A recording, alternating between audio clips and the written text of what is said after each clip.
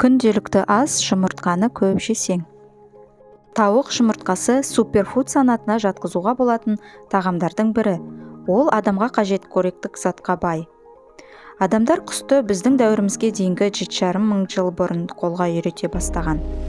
Алғаш рет үй жұмыртқасын оңтүстік шығыс Азия және Үндістанда қолдана бастаған. Бүгінде жұмыртқа таңғы асқа ең жиі қолданылатын тағамның бірі. Ендеше назарларыңызға адам ағзасына пайдасы көптеген зерттеулермен дәлелденген жұмыртқаның 7 қасиетін ұсынамыз. Номері 1. Жұмыртқа керемет қоректік тағам. Жұмыртқа әлемдегі ең қоректік тағамның бірі. Пісірілген бір жұмыртқада 77 калория, 6 грамм ақуыз және 5 грамм майлар бар. Сондай-ақ оның құрамында витамин А, фолий қышқылы, В5, В12, В2, фосфор және селен бар. Сонымен қоса Д, Е, К, В6, цинк пен кальций витаминдері бар. Нөмір 2 қасиеті жақсы холестеринді көбейтеді. Холестерин жасуша мембраналары үшін ең маңызды құрылыс материалы болып табылады. Сонымен қатар ол ағзаға Д дәрумені мен тестостерон мен эстроген гормондарын өндіру үшін қажет. Бір жұмыртқада 212 мг холестерин бар, ал тәуліктік норма 300 мг. Жалпы холестерин тығыздығына қарай екі түрге жақсы, нашар болып бөлінеді. Жақсы холестерині көп адамда әдетте жүрек ауруы, инсульт және басқа да денсаулық проблемалар қаупі төмен болады. Жұмыртқаны пайдалану қандағы жалпы холестериннің жоғарылауына әсер етпейтінін есте ұстаған жөн. Жұмыртқада көп мөлшерде кездесетін лецитин холестериннің қан тамырларының қабырғаларына жиналуына жол бермейді. 3 қасиет. Жұмыртқада маңызды қоректік зат холин бар. Бір жұмыртқада 100 мг холин бар, ал тәуліктік норма 500 мг. Холин жасуша мембраналарын құру үшін қолданылады.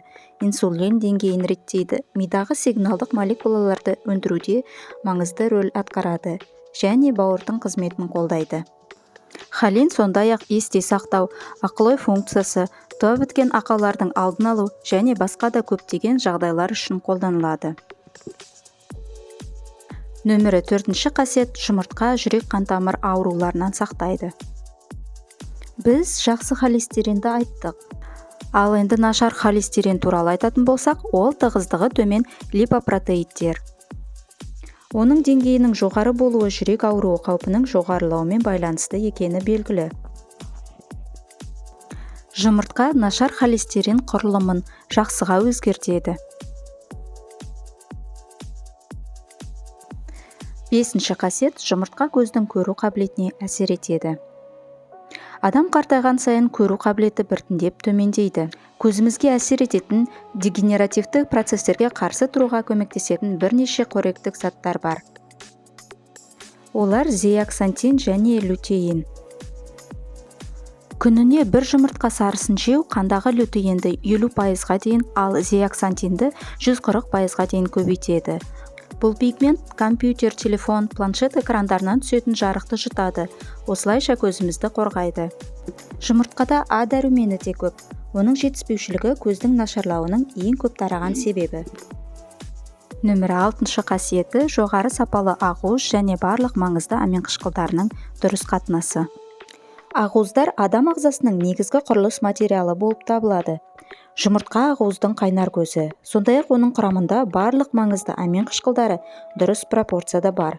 Сондықтан біздің денеміз олардың ақуызын толық пайдалана алады. Ақуызды жеткілікті мөлшерде жеу салмақ тастауға, бұлшық ет массасын арттыруға, қан қысымын төмендетуге және сүйектерді нығайтуға көмектеседі. 7 қасиеті. Салмақ тастауға көмектеседі. Жұмыртқа ағзада ұзақ жүріп күні бойы көп тамақтанудан сақтайды. Оның құрамындағы ақуыз ең сіңімді макроэлемент. Әлемдегі ең танымал диеталардың бірі жұмыртқа диетасы. Ол күніне 2 жұмыртқадан тұратын пайдалы ақуызды таңғы ас. Осы диетаның көмегімен адамдар 2 есе жылдамырақ салмақ тастаған. 8 қасиет. Жүктілік жоспарлау кезінде маңызы зор. Жұмыртқаның құрамында фолий қышқылы жүктілік кезінде ұрықтың нерв жүйесінің дұрыс қалыптасуына ықпал етеді. Сондай-ақ В витаминдер тобы әйелдердің жыныстық функцияларының сапасына әсер етіп, кейбір диеталар овуляция ауытқулары бар әйелдерге көмектеседі. Енді сіздерге бонус. Шикі жұмыртқа. Шикі жұмыртқаның сыртында сальмонелла бактериясы болады, сондықтан оны бір ас қасық тұз қосылған суға жуған дұрыс. Қалай жеген пайдалы? Қуырылған жұмыртқаның пайдасы аз, себебі бұл жағдайда пайдалы заттар жойылады. Ал майға қуыру кезінде денсаулыққа қауіпті канцерогендер бөлінеді. Суға пісірілген жұмыртқа денсаулыққа пайдалырақ, бірақ оны пісіргеннен кейін бірден жеу ұсынылады. Өйткені тіпті тоңазытқышта сақтасаңыз да бірнеше сағаттан кейін зиянды заттар бөліне бастайды. Жұмыртқаны сақтау. Негізінен тоңазытқышта сүйір жағын төмен қаратып қойсаңыз, ұзақ сақталады. Жұмыртқаның түсі.